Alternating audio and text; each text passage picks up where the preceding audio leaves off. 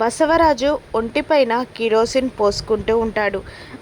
అగ్గిపెట్ట వెలిగించబోతూ ఉండగా అప్పుడే విశాలాక్షి బసవరాజు చేస్తున్న పనిని చూసి షాక్ అయి కంగారుగా బసవరాజు దగ్గరికి వచ్చి బసవరాజు చేతుల్లో ఉన్న అగ్గిపెట్టెని విసిరి కొడుతుంది. ఏంటండి మీరు చేస్తున్న పని అని అంటూ ఉండగా, ఇన్నాళ్ళు నాకు వంగి వంగి దండాలు పెట్టిన వాళ్ళే ఇప్పుడు నన్ను పట్టించుకోకుండా వెళ్ళిపోతున్నారు అని బసవరాజు కోపంగా అరుస్తూ ఉంటాడు. ఇప్పుడు మీకేం కావాలండి?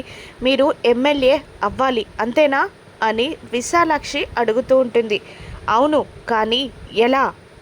ఆ తులసి తనంతట తానే ఎలక్షన్స్ నుంచి తప్పుకుంటే తప్ప నాకు ఎమ్మెల్యే సీట్ ఇవ్వరు అని బసవరాజు విశాలాక్షితో అనగానే విశాలాక్షి ఆలోచించుకొని తులసి దగ్గరికి వెళ్తుంది. ఇక తులసి విశాలాక్షి దగ్గరికి వచ్చి, ఏంటత్తయ్య మాట్లాడాలన్నారంట అనగానే, నువ్వు నాకొకటి ఇవ్వాలి అని అడుగుతూ ఉంటుంది విశాలాక్షి. ఏంటత్తయ్య అది అని తులసి అడుగుతూ ఉంటుంది. అప్పుడే బసవరాజు వచ్చి వాళ్ళిద్దరి మాటలని వింటూ ఉంటాడు. నువ్వు ఎలక్షన్ నుంచి తప్పుకోవాలి, నువ్వు వచ్చే ఎలక్షన్స్లో పోటీ చెయ్యకూడదు, నాకు మాట ఇవ్వమ్మా అని విశాలాక్షి అడగగానే తులసి షాక్ అవుతుంది. తులసి నీ ఒట్టి వేయమన్నట్టు తులసి ముందు చెయ్యి తాపుతుంది విశాలాక్షి.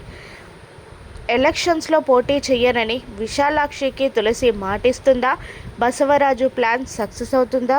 సిద్ధు ఏం చేస్తాడో రాను ఎపిసోడ్స్లో చూద్దాం. Thank you for watching.